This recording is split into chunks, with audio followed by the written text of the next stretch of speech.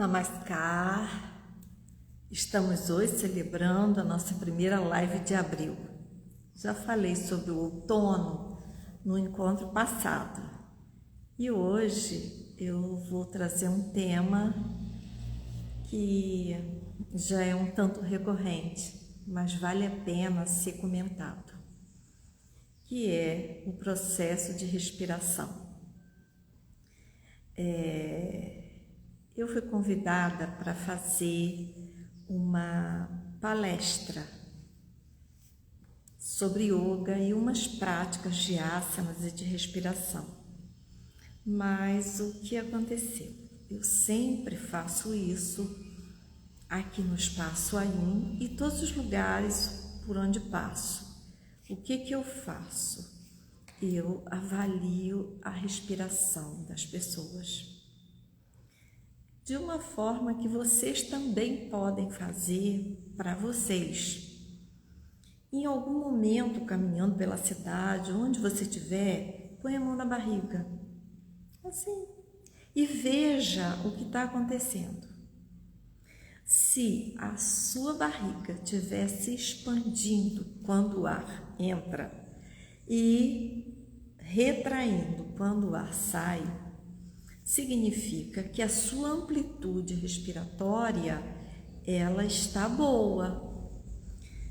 Porque para fazer isso é necessário que o diafragma, que é esse músculo que separa tórax do abdômen, ele esteja se contraindo e se expandindo. Porque nesse momento, o que acontece com as suas vísceras e os órgãos abdominais? Eles são comprimidos para que haja espaço na caixa torácica e um aporte de ar, uma quantidade de ar maior possa adentrar ao pulmão. O maior alimento para a nossa vida é a respiração. Por quê? Nós podemos passar, já é provado, uns 10 dias sem água, uns 40 dias sem o alimento sólido ou líquido, mas que seja um alimento. Mas mais de 5 minutos sem o ar, nossas células começam a se danificar. E as primeiras células a serem danificadas são as células cerebrais. Por isso que é comum acontecer uma morte cerebral sem que haja morte de outros órgãos do corpo. Porque no ar existe um princípio de vida, que é o prana. Também existe no alimento, também existe na água, também existe em toda a natureza, mas a quantidade maior de prana de vida está no ar. E o ar, de certa forma, é algo que nós recebemos gratuitamente. E esse ar que nós recebemos gratuitamente, podemos dizer que a sua qualidade já está um tanto comprometida nas grandes cidades pelos poluentes. E esses poluentes, eles afetam toda a atmosfera nos grandes centros urbanos. Bem, dentro da prática de yoga, existe algo nas etapas, nas 8 etapas do Ashtanga Yoga. A 4ª etapa é Pranayama. Pranayama prana é vida e yama o controle. É o controle da nossa respiração. E isso é que é o grande diferencial da prática de yoga para outros trabalhos físicos. É muito comum nós estarmos condicionados a yoga como exercício físico, como aquelas coisas, aqueles contorcionismos, aquelas posições mirabolantes que muitas vezes as pessoas não podem repetir. Ou então ela também, ela generaliza. Eu estou fazendo pilates, eu estou fazendo academia, eu estou caminhando na praia, eu estou fazendo alongamento. Yoga é diferente, porque yoga, são 8 etapas, foi organizada pelo sábio Patanjali. E dentre essas 8 etapas, a 4ª etapa é a respiração. Porque essa respiração que nós fazemos assim aleatoriamente e fazemos desde que nascemos, né? Porque inicialmente nós estávamos numa bolha, que era a bolha lá no ventre materno. E quando essa bolha se arrebenta e o ser humano ele sai, ele adentra numa outra bolha, que é a bolha da atmosfera terrestre. E quem vai cumprir o papel dessa placenta nessa 2ª etapa são os pulmões. Os pulmões, eles são muito importantes, porque lá nos pulmões é que os elementos do ar necessário à nossa existência passam para o sangue e do sangue eles são direcionados para nossas células. Então o pulmão ele é feito de pequenas bolinhas que nós chamamos de alvéolos. E esses alvéolos eles são formados por membranas muito finas. E dessas membranas é que o elemento, o oxigênio e outros elementos vão passar para o sangue e, consequentemente, de volta do sangue para os alvéolos, quando esse oxigênio já percorreu todas as partes do corpo, ele já sofreu uma combustão. Dessa combustão lá nas nossas células resulta a nossa energia. Bem, se fôssemos abrir todos os nossos alvéolos, todas essas bolhas que formam o nosso pulmão e abríssemos numa superfície reta, daria assim o tamanho de um aeroporto de médio, de tanta extensão que nós temos no pulmão. Mas para que essa extensão do pulmão possa ser um objeto, possa receber uma quantidade de ar suficiente, alguns outros elementos são necessários. Por exemplo, o ar ele deveria entrar necessariamente pelas narinas. Claro que eu estou aqui falando, o ar está entrando pela boca, mas numa ocasião especial. Mas num processo de respiração normal, por isso que quanto mais silêncio nós fazemos, melhor a gente respira. Então o ar entra pelas narinas e as narinas deveriam estar desobstruídas. Além de desobstruídas, elas cumprem, quando desobstruída, ela cumpre um papel muito especial, porque ela limpa o ar que nós respiramos e ela também aquece. Esse ar aquecido, quando chega ao pulmão, ele permite que aquelas membranas dos alvéolos, uma vez o ar aquecido, elas se dilatem. Portanto, quando nós respiramos pelas narinas, a quantidade de ar que nós absorvemos é muito, muito maior.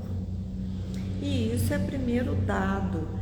Normalmente, as nossas narinas, esses seios nasais, eles são sempre muito entumecidos por mucos, por secreções, por isso que as narinas precisam ser lavadas todos os dias, para que elas possam ficar desobstruídas e possam receber uma quantidade de ar suficiente.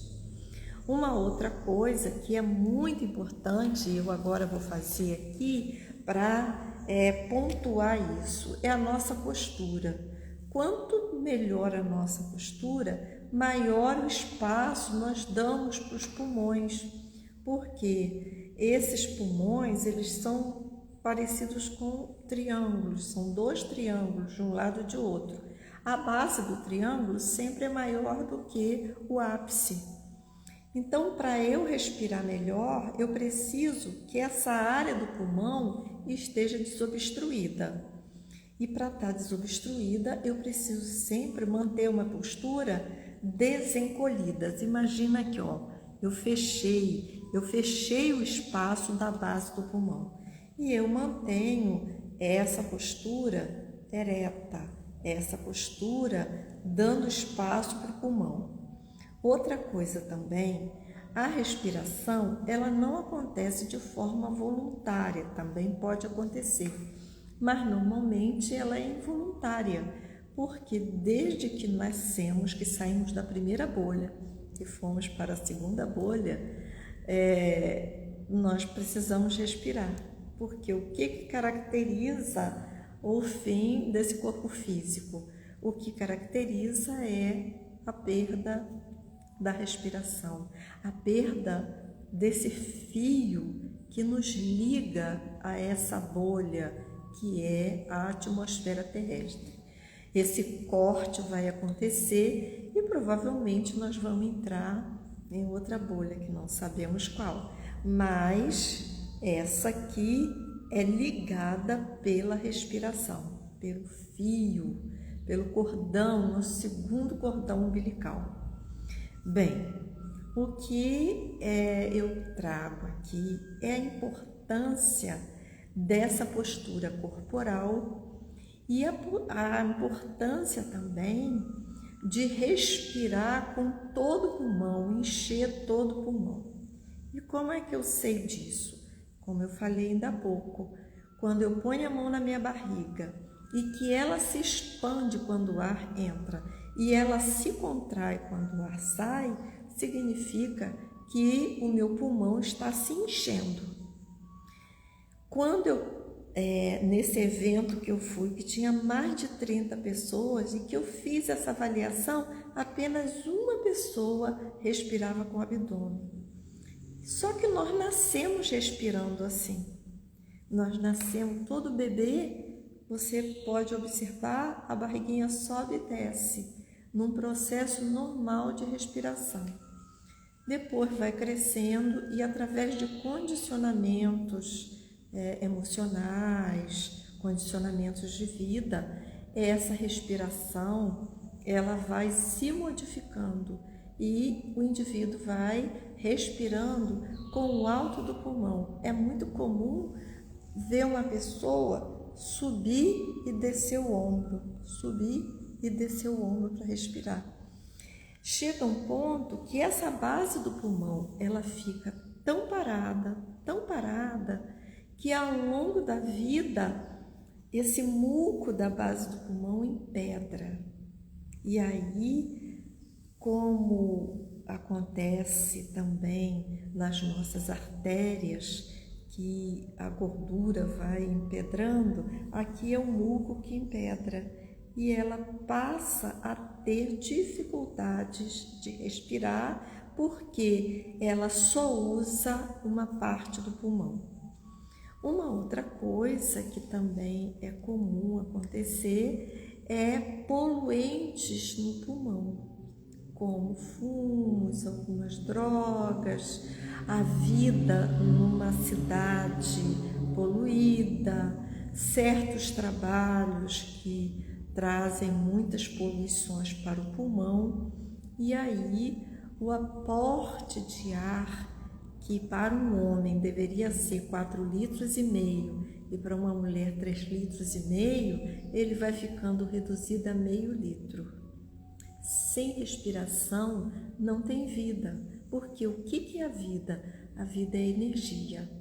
E essa energia só vai ser produzida se nós tivermos uma alimentação de qualidade somada à oxigenação também de qualidade.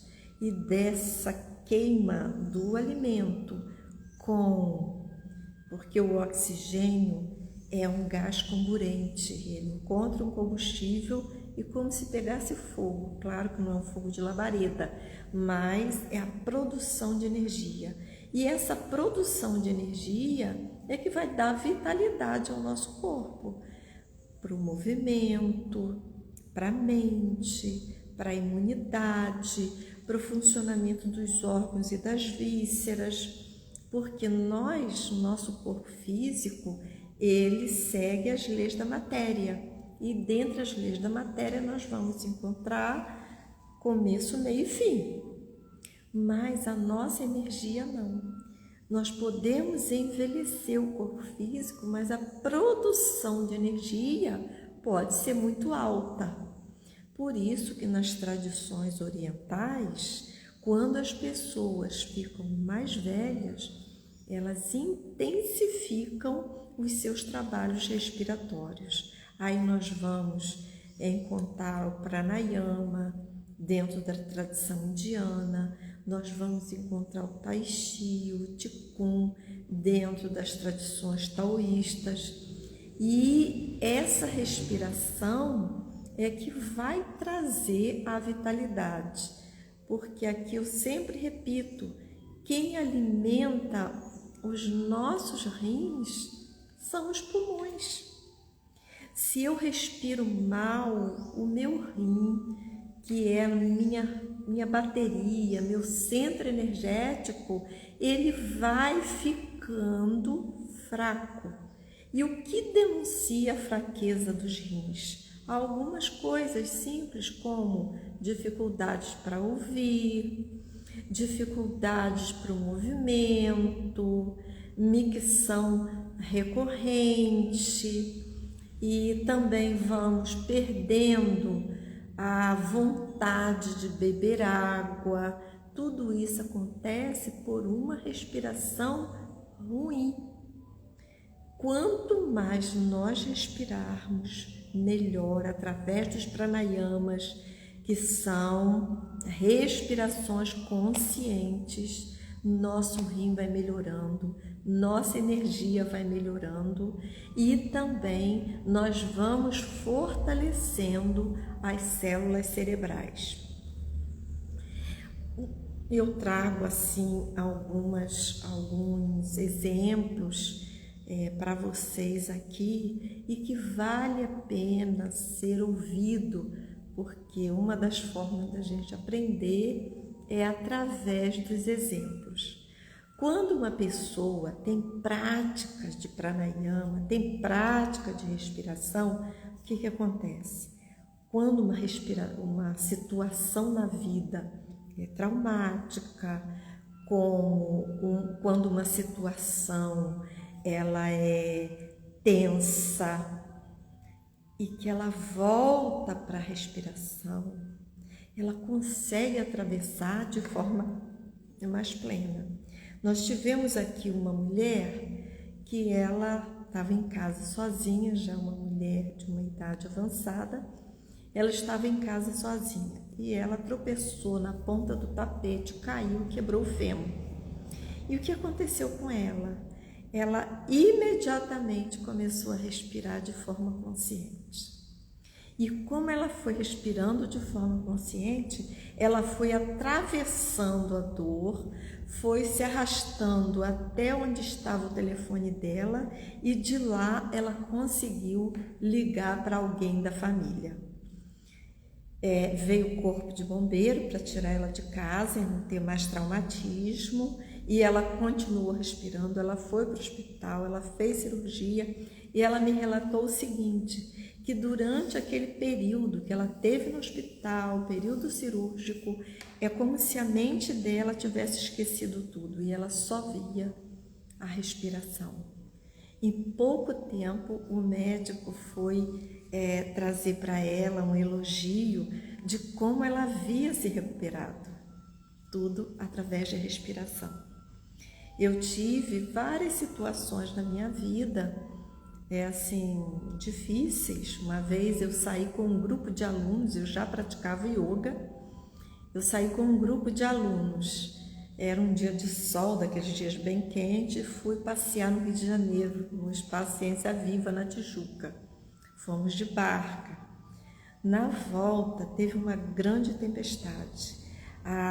Aquela barca Rio-Niterói, ela não conseguia atracar. E as crianças começaram a ficar nervosas, umas passando mal, e não tinha como controlar. Eram muitas crianças, e eu estava com 2 ajudantes, as ajudantes também estavam muito tensas. Quando eu desci em Niterói, que a barca conseguiu atracar, as crianças, em vez de ficarem juntas, cada um foi numa direção para suas casas, e eu fiquei com o grupo.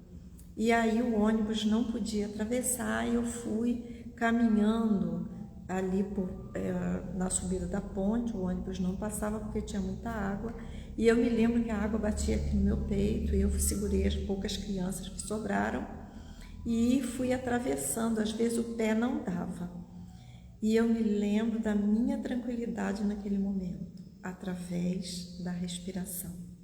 Naquele momento eu fui respirando,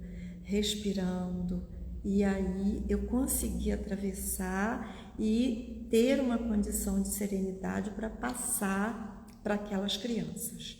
E isso é um relato que vocês todos, eu acho que em algum momento alguém já viveu isso, pelo menos as pessoas que hoje estão nessas práticas de yoga e respiração. Outra coisa assim, bem importante, que eu recebo esse retorno sempre, pessoas que vão fazer exames, pessoas que vão fazer cirurgias, e que naqueles momentos de tensão elas vão para a respiração, e elas respiram, porque a nossa respiração é como se fosse um carro, um veículo, é a única coisa que se comunica com o nosso sistema límbico, que está aqui dentro do cérebro, com o nosso cérebro ancestral, aquele que guarda nossas memórias emocionais. Portanto, essa respiração consciente, ela faz uma coisa com a nossa mente, ela amplia a nossa mente. A nossa mente, nós na prática de yoga sabemos que nós temos 5 camadas mentais e vivemos no dia a dia nessa camada inferior. O que é essa camada inferior?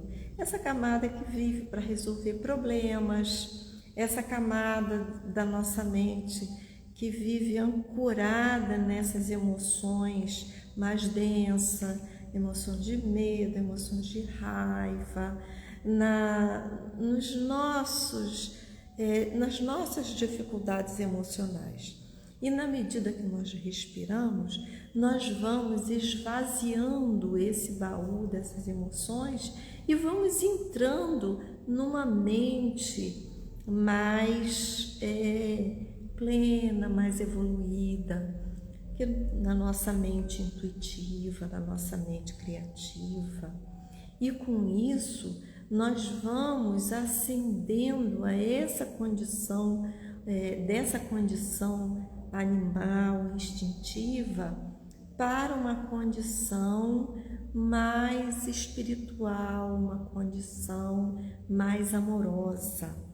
Porque a função de tudo isso é trazer para cada um de nós aquilo que realmente nós somos. Ou seja, lá dentro de nós existe um ser.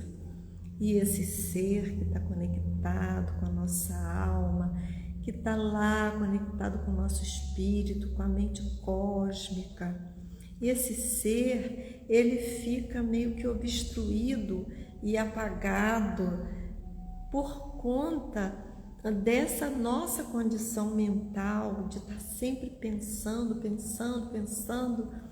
e sabemos muito bem que esses pensamentos, eles não trazem resolução para os nossos problemas. Essa nossa mente do cotidiano, ela só embaralha a nossa vida. Ela não traz condições de plenitude, de paz. E eu sempre repito aqui, o maior bem que a gente pode fazer ao mundo é cuidando de nós mesmos, é trazendo uma vibração de paz, de amor, de pura luz, porque isso vai vibrando para todo o ambiente, para todo o planeta. E a respiração é o que nós mais podemos acessar. Agora, para fazer uma boa respiração, precisamos dos movimentos de asanas do yoga. Porque esses movimentos, eles vão dinamizar o nosso corpo físico e a nossa energia. E eu sempre me pergunto, o que leva um ser humano a não praticar yoga? Outra coisa, há pouco tempo eu fiz um curso de naturopatia com um monge indiano. Ele é diretor de uma clínica lá na Índia. E sabe qual o primeiro remédio que ele passou? Asanas de yoga, posições de yoga. Ele diz que isso tem que ser bebido como uma homeopatia, todos os dias. Todos os dias a prática de asanas, de manhã e de tarde. Nós não temos, aí meu filho entrou agora, ele sabe disso, e até essa semana ele reforçou isso. Se eu pratico asana de manhã, se eu pratico asana à noite, asana é a posição, é a postura física. Eu vou fazendo prevenções para a minha vida. Porque como eu falei para vocês, na medida que eu pratico os asanas, eu vou melhorando a minha respiração. Na medida que eu melhoro a minha respiração, eu vou melhorando o meu campo emocional. E se eu melhoro o meu campo emocional, eu vou criando uma mente melhor. E se eu crio uma mente melhor, eu vou conseguindo acessar aquela verdade que está lá dentro de mim. Então, o que eu trago? Já estou quase encerrando aqui essa live hoje, mas que vocês também possam assistir, porque ela fica no Instagram do Espaço Ayum, ela também vai para o YouTube, para que vocês possam de novo assistir e praticar algumas coisas. Há uns anos atrás, 2 pessoas de Taiwan vieram morar em Araruama. E vocês sabem que lá necessariamente já parte da cultura as pessoas acordarem e fazerem respirações. E aí o casal me convidou, eu e mais umas 2 pessoas, para Marice, que bom que você está aqui, não veio à aula, mas está assistindo a live. Eles me convidaram para fazer um programa de respirações, um programa de Qigong. E eu fui.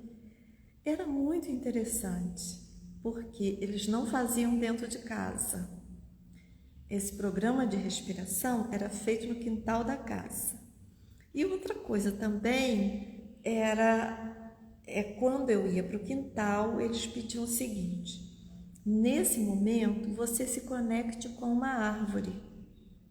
Então você vai respirar, vai fazer o programa de hoje do lado de fora e conectado com uma árvore. E assim eu fazia. Há pouco tempo eu fui fazer o curso que eu fiz lá em Aldeia Velha, de Universidade Livre da Natureza. E lá eu fui saber por que é importante a conexão com a árvore. Não só porque a árvore ela transmuta o gás carbônico em oxigênio, mas porque a árvore é um ser de sabedoria. E esse ser de sabedoria, quando eu me conecto com ela, ela passa essa sabedoria para mim. Porque tudo nesse universo respira. Tudo respira. Você pensa, um pequeno animal, uma bactéria respira. O planeta respira, porque o que é respiração? É um movimento de expansão e contração que nós fazemos, que todos os seres, o dia respira. Imagina que ele acorda, o sol acorda e agora ele começa a declinar. A natureza, o sol, a lua, se você olha para uma estrela no céu, ela está respirando, ela pulsa. Então tudo pulsa. A respiração é um movimento do universo, é um movimento de expansão, de contração. E entre a contração e a expansão há o espaço no cheio e o espaço no vazio, que numa prática de yoga nós aprendemos a fazer.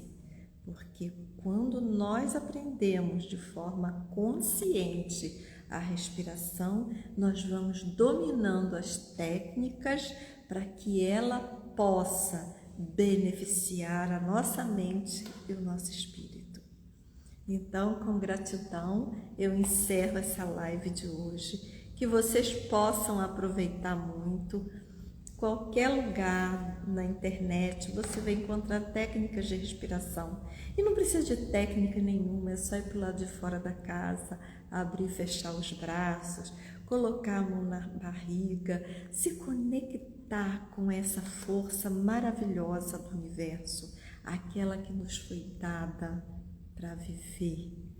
Então, aproveitem essa gestação, essa nossa segunda gestação. A primeira foi no abdômen da mãe, agora no abdômen da Mãe Terra. E quem sabe, em outro momento, em outra mãe. Namaskar, gratidão a todos que aqui estiveram, aos meus filhos, minhas amigas, a Kirana cheia de saudade. E até a próxima live.